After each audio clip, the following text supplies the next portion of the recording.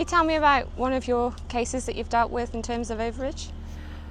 I had one fairly recently where the seller's solicitor was very keen to ensure that as much was extracted from my purchasing client as possible, and my client seemed incredibly relaxed about the whole thing and was only really concerned about the fact that the overage was payable for residential development, which is, you know, what we would expect to see, and then perhaps commercial as well.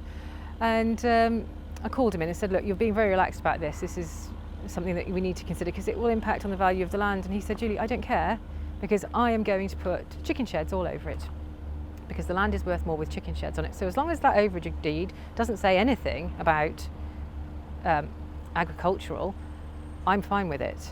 And so the landowner that spent so much time focusing on the residential aspect and what he was going to get out of the residential element if the land was built upon, which he obviously thought was going to happen because it was within the development boundary, actually was going to lose out, because he was then going to get loads of chicken sheds on there, and it was probably going to devalue his property having so many chicken sheds next to him.